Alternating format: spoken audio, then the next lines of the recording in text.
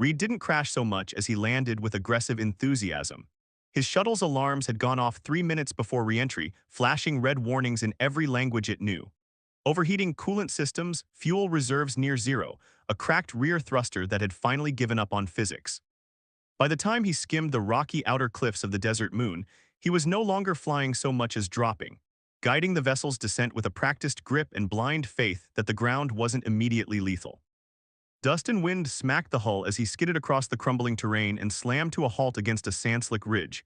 He exhaled, forehead slick with sweat, hands shaking slightly as the engines powered down with a dying wheeze. Alive, still in one piece. Mostly. He popped the hatch and stepped into blistering heat. The air was dry and thin, kicking up stinging sand that bit at his boots and stung his exposed skin. The horizon stretched wide and dead, a wasteland of jagged rocks, heat mirages, and a few clicks east, the unmistakable silhouette of ruins. Not just a settlement, military architecture, defensive towers, modular bunkers. Reed adjusted the strap on his salvage pack and started walking, one hand on his sidearm just in case. The place had clearly been abandoned for years, cracked concrete, burned-out windows, shattered solar panels still mounted to the roofs of long-dead barracks. A former mercenary outpost by the look of it, one of those fringe operations that lived fast, fought harder, and vanished when their credits ran dry or their enemies got lucky. He passed a toppled comms tower and ducked through a broken gate, eyes scanning the empty lanes between half-buried prefab units and rusted power cores. He just needed a place to rest, maybe some scrap he could trade for fuel when he eventually sent a distress signal. Simple, quiet. The growl stopped him cold. It wasn't mechanical. It was an animal. It was something in between raw, low, and filled with warning. He froze, then turned slowly. At first he thought it was a trick of the light, but then she stepped from the shadows, towering, tense, and barring fangs. She stood nearly a full head taller than him, muscles taut beneath dark battlecar fur. Her red eyes burned like twin suns, sharp with intent, narrowed in hostility. Her ears twitched once before flattening. One clawed hand rested on a metal pipe, the other curled around the hilt of a rusted blade she hadn't yet drawn but looked seconds from doing so. "You have 5 seconds to turn around and leave," she growled. Reed didn't move, his fingers didn't flinch toward his weapon, and he didn't bother to look scared. He just tilted his head slightly, eyes calmly locked on hers. "Good to know the place isn't completely empty," he said, voice dry but level. "Didn't mean to trespass. My ship's down, I'm just looking for shelter." "You won't find it here. Looked like shelter to me. Leave." He shifted his weight, glanced at the setting sun over the ridge. "By the time I make it back to the shuttle night'll hit, that desert won't be any nicer than you." Her eyes flickered, her claws tightened then relaxed just slightly. She stepped closer, boots crunching over broken stone, and bared her fangs again. "I said leave, don't think because you're not trembling I won't gut you." "You can try," he said evenly, "but it'd be a waste of energy. And judging by your patchwork solar rig back there, you're already running low." That did it, her snarl faltered. Her ears flicked and her grip loosened on the pipe. For a second, Reed thought she'd strike anyway. Instead, she stared at him in silence, jaw clenched, tail flicking behind her like a whip of shadow. Then she blinked quick hard and he saw it, the blush. It bloomed beneath the fur on her cheeks, darkening the skin beneath with a hue just different enough to notice. Her nostrils flared.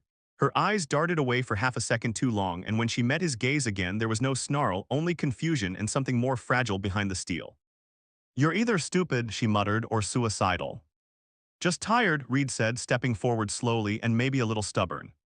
She stared at him like she didn't know what to make of him, and for a long moment, neither spoke. Finally, she turned with a grunt and started walking toward one of the more intact buildings. "You get one night," she said over her shoulder. "One, you touch anything that's mine, you die in your sleep." He followed her, boots crunching quietly behind hers. Fair enough. The interior was cooler slightly. She'd reinforced the walls with scrap metal and sealed the windows with tinted plates. A heat battery glowed low in the corner. He set his bag down carefully by the entrance, eyes flicking to the corner where a hammock was slung lazily between beams and beside it, a pile of faded hollow books, clearly read too many times to count. He didn't comment, he just sat on the floor and opened a ration pack. She sat across from him, arms folded, still watching like he might explode at any moment. After a few minutes of quiet chewing, he said, "Name's Reed." She didn't answer, he took another bite. "You got a name." More silence, then finally a rough answer, "Kara." "Thanks for not gutting me, Kara. You're not worth the effort yet." He grinned, and for just a moment, he thought he saw the faintest twitch in the corner of her mouth before she turned away. The wind outside howled as the night settled, dry and shrieking through the broken halls of the outpost like ghosts looking for old blood. Inside, the silence between them stretched. Reed sat near the low heat cell, his shoulders relaxed, arms crossed over his knees. Kara stood by the entrance, unmoving except for her ears occasionally twitching with the wind. She hadn't said another word since giving her name, and he hadn't pushed. He had the kind of patience that made people think he was lazy until they realized he just didn't need to rush. He glanced at the wall-mounted solar converter that blinked with steady but weak power flow. Someone had clearly patched it together with scraps from old drones and wiring stripped from the outpost comms relay. It wasn't just surviving, it was smart engineering. He gave a slight nod toward it. You're keeping this place running with scraps and guesswork, not bad work, Kara. Kara's eyes flicked toward him, but she didn't reply. Her arms stayed crossed, claws resting just beside the hilt of her blade. Most people in exile don't bother fixing the lights, he added. You planning to stay out here forever? She looked at him sharply then, her red eyes flaring just slightly. Who said I was in exile? Reed shrugged, not smugly, not arrogantly, just plain. You're not exactly taking mercenary contracts out here, and this place wasn't meant for one person. Her jaw worked, but she didn't argue. She stepped closer to the heater and crouched near it, claws tapping lightly against her knee. Her voice when it came was quieter than before, less like a threat and more like something held too long under pressure. This outpost was abandoned after the bloodletting. Used to be 10 of us here, some of the best. Then the deals dried up, clients turned on us. Most didn't make it out. Reed didn't say he was sorry. People like Kara didn't want pity, and he didn't offer things he didn't mean. Instead, he asked, you think someone set you up? Her eyes narrowed again, more in memory than suspicion. I know they did. Someone sold our location, our fallback base, everything. They got paid in clean records and shuttle clearance. We got shredded in a sandstorm ambush, her hand clenched. I was the only one still breathing by the end. You think they blamed you for surviving? They didn't need to. I disappeared before they could. Didn't feel like arguing with people who needed a scapegoat. Reed nodded slowly. So you made a graveyard your home. It was already mine, she said simply. I just buried the rest. They sat in silence again, not uncomfortable, just full. Full of all the things left unsaid between people who'd lived through things that didn't clean off easy. Reed reached into his pack and tossed her a protein bar. She caught it without looking. I have food. You're welcome anyways. She studied the wrapper for a moment, then peeled it open and took a bite, chewing slowly. The wind picked up again outside, this time loud enough to make the old walls creak. Storm's moving in, she muttered. Think I'll stay inside. She shot him a look. Wasn't offering you a choice. He smiled, didn't think you were, just figured it was understood. Kara stood, stretching in a single smooth motion, every muscle rippling beneath her fur. She walked past him without a word, disappearing into a back room. Reed listened to her footsteps echo against metal and stone, then leaned back. Inside, not what he expected, this place, not what he expected from her. She looked like a nightmare when she first stepped out of the shadows, fangs, claws, eyes like a war zone. But now he wasn't so sure. Beneath the growls and warnings was someone who knew how to build a generator from scrap and fix heating cells with her claws. Someone who stayed in the ruins not because she was hiding, but because she didn't know where else to go. She returned a minute later with a worn blanket and an old military cushion, which she tossed in his direction without ceremony. You'll sleep by the wall, heater set to low, don't move it. Well, thanks. Don't thank me, just don't snore. Reed chuckled, I make no promises. She almost smiled, almost, but she turned away too fast and muttered something he didn't catch. She climbed into the hammock and pulled a rough wool blanket over her shoulders, her eyes still watching him beneath half-lidded lids. Reed settled in, letting his back rest against the wall, eyes on the flickering power indicator above the heater. The silence came back, but now it felt different. Less of a wall, more of a space being filled slowly. Kara. She gave a quiet grunt in response. Why didn't you kill me earlier? There was a long pause then, because you didn't flinch and you didn't lie. He nodded to himself, fair enough. A longer silence then, almost too soft to hear, she added, and you looked at me like I wasn't a monster. Reed didn't reply. He just leaned back, adjusted the cushion, and closed his eyes, a slight smile curling his lips. Outside, the wind howled and the dust danced. Inside, the last two people in a dead place shared the kind of silence that slowly turned strangers into something else. The morning came in slowly through cracks in the outpost walls, carried on the tail end of the storm like a reluctant apology. Dust coated the floor in fine layers. Reed sat up, stretching muscles stiff from a night spent on a cushion barely worth the name. Kara was already awake. He could hear her outside, boots crunching against rubble as she moved through the remains of the courtyard. He didn't bother calling out. She wasn't the type who needed a good morning. He took his time brushing sand off his jacket and adjusting the strap on his salvage bag, then stepped out into the light. She was crouched near the remains of a power relay, adjusting a set of twisted solar panels with her claws. The way she moved was efficient, deliberate, each motion purposeful. She didn't glance back as he approached, just spoke flatly as if continuing a conversation they'd paused last night. "You said you were just passing through. What were you hauling?" "AI cores," Reed answered, kneeling a few feet away to inspect an old fusion plug embedded in the dirt. "Mostly mid-grade, nothing military. Pulled them off a derelict freighter drifting outside Yarrick space." "Salvager, then?" He nodded. "Among other things, I pick over what the galaxy leaves behind." "Plenty of that going around." Kara grunted, not in agreement or disagreement, more like acknowledging the truth in it. She adjusted the panel one last time, then stood up and shielded her eyes with a clawed hand, scanning the horizon. Her eyes flicked toward the south, then narrowed. "You powered up that beacon last night." "I did," Reed said. "Only sent a passive ping. Emergency distress, nothing with coordinates." "You're sure?" He nodded again. "I don't make noise unless I'm ready for the company." Kara didn't look relieved. Her jaw tightened and she crossed her arms. "That signal could still draw attention. I've kept this place off the grid for a reason." "Noted, but I'm not looking to bring a party here. I just need enough juice and scrap to get my ship off the ground again." "You expect it to still be there after the storm?" Reed smirked. "I left it tucked in the shadow of a ridge. I've seen worse weather and come out ahead." Kara shook her head and walked toward a half-collapsed structure. Reed followed her, both of them ducking beneath a bent steel beam to enter what had once been a control room. The air inside smelled faintly of ozone and old wiring. Data pads and terminals were scattered across the floor, most long dead. A single display flickered dimly, still powered by a hacked-together circuit that looked like it had been soldered with fury. "Is this where you ran the beacon?" she asked. Reed glanced at the console. "No, I brought my own transmitter, didn't touch any of this." She looked at him sharply. "Then why is it blinking?" Reed stepped forward. The console displayed an encrypted data packet, incoming, not from a standard emergency response. This was a narrowband transmission piggybacking off the original distress pulse. Someone had caught the signal and answered in their own way. He leaned in, reading the headers. "It's not a rescue party," he said. "This is military formatting, old style, maybe freelance. Doesn't look like a full-blown threat, but definitely not random." Kara muttered something under her breath and turned on her heel. "We have 2 hours before whatever sent that gets here. Maybe 3. I hope you're faster at fixing ships than talking."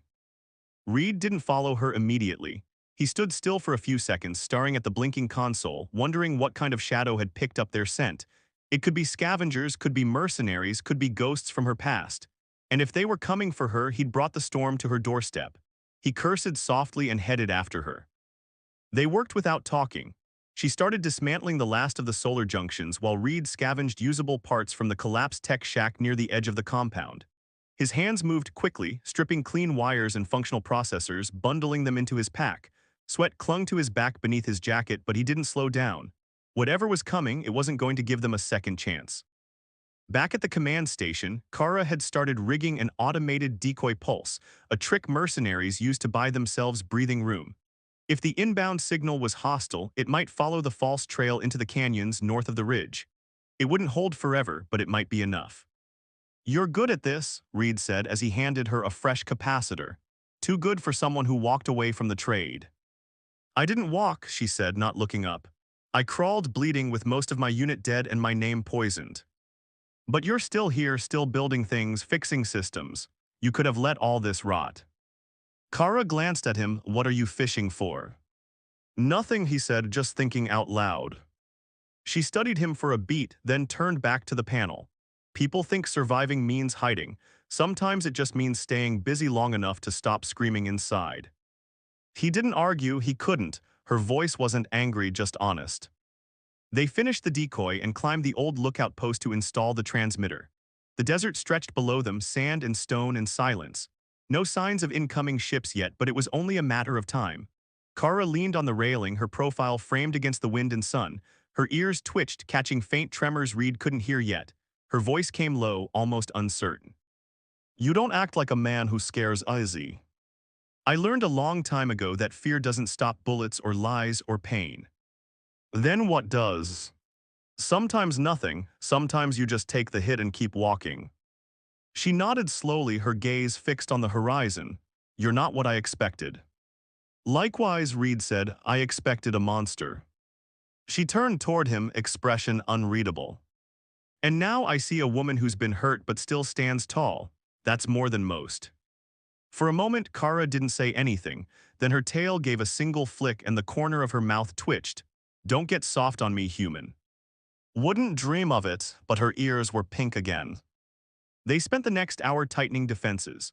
Kara was in her element, setting traps along the west approach using salvaged proximity mines, motion triggers disguised with rocks and dust, and a few old-fashioned pressure plates that could turn a pair of boots into shrapnel in a heartbeat.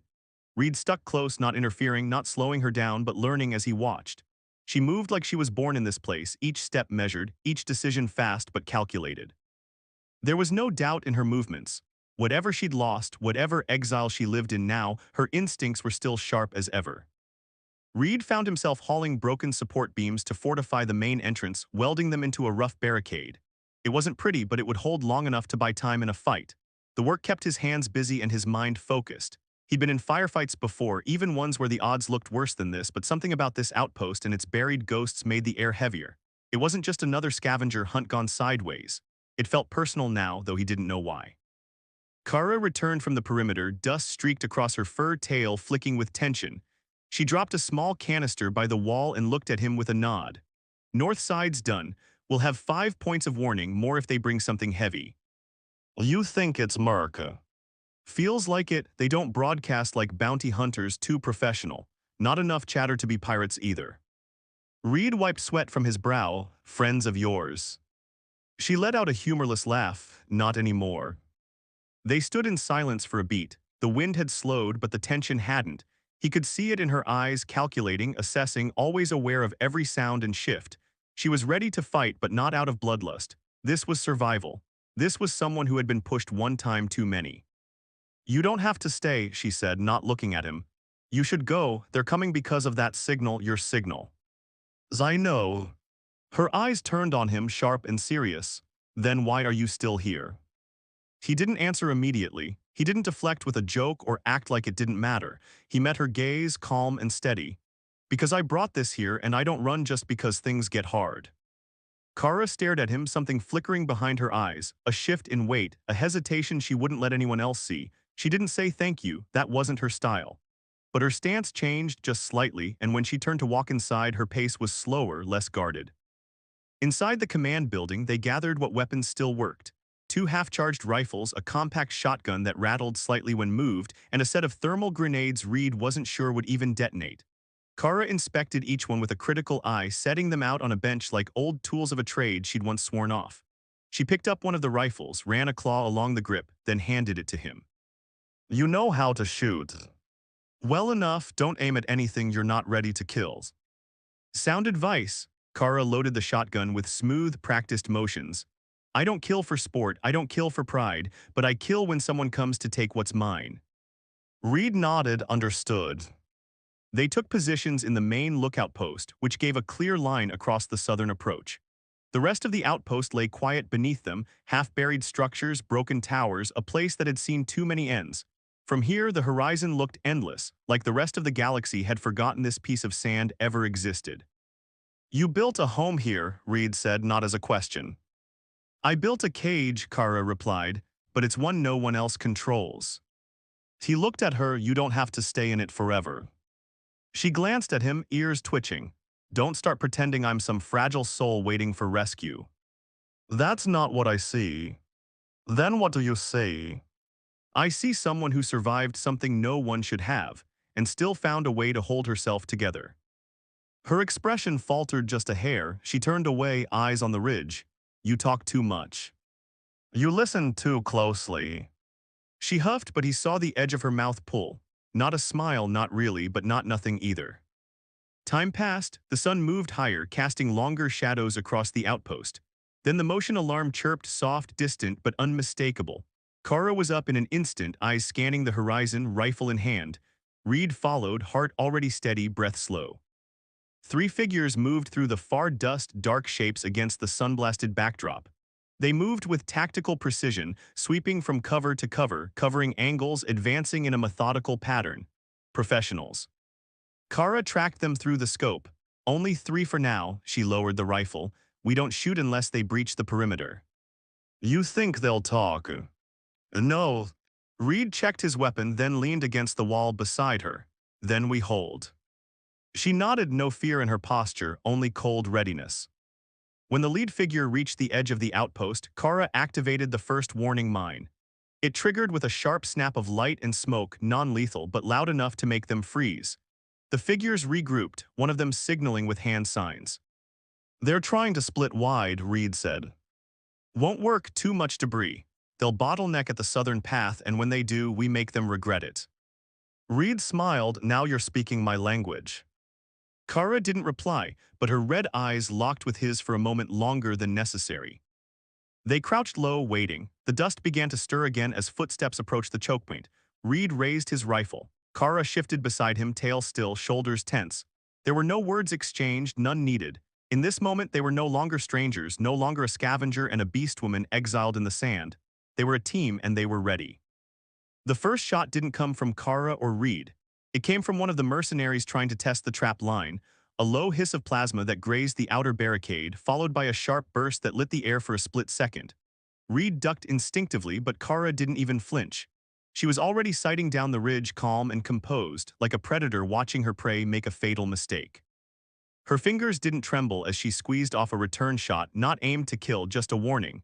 A searing bolt that struck a chunk of rock mere inches from the lead attacker's shoulder. He stumbled back, ducking behind cover, muttering something to his squad through the comlink. Reed could just barely hear. They weren't expecting resistance. They thought no one lived here, Kara muttered, cycling the rifle's chamber. Now they'll hesitate. Reed moved to another vantage point near the opposite wall, keeping an eye on the second soldier trying to circle through the debris. The outpost's ruined layout was working in their favor. Twisting corridors, half-collapsed buildings, and elevated catwalks made it a nightmare for any coordinated assault. The mercs were trained, yes, but this wasn't their ground. It was hers. One of the pressure mines triggered with a deep metallic crunch and a scream that echoed off stone. Reed flinched, but Kara didn't even glance over. Just one leg gone, she said coldly. He'll live if they don't leave him behind. They might. They will. Reed didn't argue. She knew the type better than he did. Soldiers like that didn't stop for wounded when credits were involved. The second attacker tried moving in under cover of a broken walkway. Reed timed his movement, tracking him as he passed the edge of the archway, then fired a clean shot. The blast caught the man in the shoulder, spinning him around, not dead, but bleeding enough to make him think twice about continuing. From their vantage, it wasn't hard to keep them pinned. The mercs were boxed in now. Kara's mines had forced them down a narrow lane that offered no good retreat and no decent angles for flanking. They were trying to stall, waiting for backup or a better shot, but Reed knew that Kara wouldn't give them either. She lived in this outpost long enough to know its veins better than anyone alive. Think they'll try to talk now? Reed asked. Kara shook her head. They'll go quiet, let the silence press against us, try to make us slip up, and if we do, they'll fall back. Then what? She finally looked at him. Then we decide if we chase them or wait for them to come back louder. Reed could see the conflict in her eyes. This wasn't just a skirmish to her. It was a memory being dragged from the dirt, clawing its way back to the surface. He could see it in the way her jaw clenched, the way her ears twitched with every breath of wind. This wasn't just about defending a patch of sand. This was about something unfinished, something buried. They came for you, he said plainly. She didn't answer. I don't care why, he added, but if this is your war, I need to know the stakes. Kara was quiet for a long moment. Then she sat back against the wall, cradling the rifle across her legs, eyes fixed on the floor. There was a man, she said finally. General Vaughn worked with our mercenary division during the last sweep of the outer belt. He was ambitious, brutal. He believed fear worked better than loyalty. Her claws tapped against the rifle barrel. He ordered a purge after one of our missions, said we'd seen too much, claimed there was evidence we needed to be erased. I tried to pull my team out, refused the order, and he made me the scapegoat. Turned the other squads against us, painted us as traitors. Half my crew died in the ambush. The others disappeared. I ended up here alive but not whole. Reed exhaled, and now he's hunting ghosts. He doesn't like loose ends. Reed looked toward the horizon. Then maybe it's time someone reminded him that loose ends can bite. Kara looked at him then, really looked. There was something in her expression that had softened just enough to show she heard him, that she wasn't just tolerating him but trusting him now. It was a fragile thing, but it was real. A flicker of movement caught their attention. One of the wounded mercs was dragging himself backward across the dirt, trying to reach the cover of the ridge. His comrades had already fled. He was alone, vulnerable, exposed. Kara raised her rifle. Reed put a hand on her arm. "Don't," he said. "Let him go." She looked at him like he was insane. "He'll report back, they'll know." "They already do, and he's not a threat anymore." Her hand stayed steady for a few seconds longer, but then slowly she lowered the weapon. "I've never spared someone like that before," she said. "First time for everything." "Why?" she asked. "Why let him live?" "Because we're not monsters." Kara blinked, that word again, monster. It had hung over her like a shadow since the day she was branded, maybe longer. But now, with her clawed fingers resting over his hand, rifle between them, and the wind cooling the blood-soaked air, something in her let go. She stood brushing dust from her fur and looked out at the now empty ridge. The mercenaries were gone. They'd leave the survivor to crawl or die, but they wouldn't be back today. They'd need to regroup, recalculate. She knew they would come again, but for now, they'd won. Reed climbed down beside her. His shirt was torn, his cheek grazed from a bit of shrapnel, but he smiled. "I told you I'm not bad in a fight." Kara snorted. "You're reckless." "Maybe, but I made it through." She eyed him barely. He stepped a little closer. "Thanks for not letting me die." She hesitated, then said, "Thanks for staying." Their eyes met. For the first time, there was no guarded sarcasm between them, no weapons raised, no games being played. Just two people standing in the quiet aftermath, breathing the same air, realizing something had changed, and neither of them wanted to undo it. Kara's ears twitched again, and yes, there it was, that faint, furious blush beneath the fur. The sun dipped low as they cleared the battlefield. The ground bore fresh scars, blaster scorch marks on old stone, shattered shrapnel embedded in the sand, blood trails fading into the distance where the last wounded merc had crawled away. Reed worked in silence, dragging scrap metal into a pile near the northern barricade, his shirt tied around his waist, sweat streaking the dirt on his arms. Kara moved beside him, quiet but not distant, collecting broken weapon fragments and deactivating the traps she'd set only hours ago. They worked like a pair who'd done this before, even though they hadn't. No orders were needed, no explanations. It was in their pace, in the unspoken rhythm forged under pressure and tempered by trust. When the pile was high enough, Reed lit it with a plasma flare. The smoke curled slowly into the air, drifting into the evening sky. It wasn't a funeral pyre, not really, but it was something like closure. A signal to whatever watched from beyond the ridges that the outpost was still standing and not unguarded. Back inside, the command building hummed faintly. The power grid was weak but intact, the result of Kara's months of painstaking repairs. Reed found her sitting on the floor near the heater, legs folded, claws absently tapping the ground as she stared into nothing. He sat across from her and offered her the cleaner of their two remaining water packs. She accepted it with a grunt and drank, then passed it back. "You did good out there," he said. Kara didn't respond right away. Her eyes stayed on the floor, distant and heavy. "They'll come back," she finally said. "Not tomorrow, not even next week, but Vaughn won't forget this. I wasn't supposed to be alive, and now he knows I'm not just alive, I'm fighting again." Reed leaned back against the wall, stretching his legs. "Then we make sure when he does come back, he regrets it." "You think you'll still be here by then?" "I haven't decided." Her eyes flicked to him, sharp and uncertain. "You think you owe me something?" "No," he said, "I just don't like unfinished stories." Kara snorted softly. "I'm not a story, Reed, I'm a complication." "You're not a complication, you're complicated, there's a difference." She didn't argue, but her gaze softened. The fire in her expression dimmed, revealing something quieter underneath. She looked tired, not from battle, but from everything before it, the kind of exhaustion that didn't come from running. It came from standing still too long, trapped in a place that reminded you of everything you lost. "You could have left days ago," she said, "taken a few parts, walked away." "I could have. But you didn't." "Nope." "Why?" Reed rubbed his jaw, thinking. "Because I've walked away from things before. I've seen too many people left behind, good people, strong people, and I guess I'm tired of it. Maybe I didn't come here looking for anything, but I found something anyway. Her eyes didn't leave his. You don't even know me. I know enough. A long pause hung between them. Kara shifted her weight, arms crossing over her knees as her voice dropped.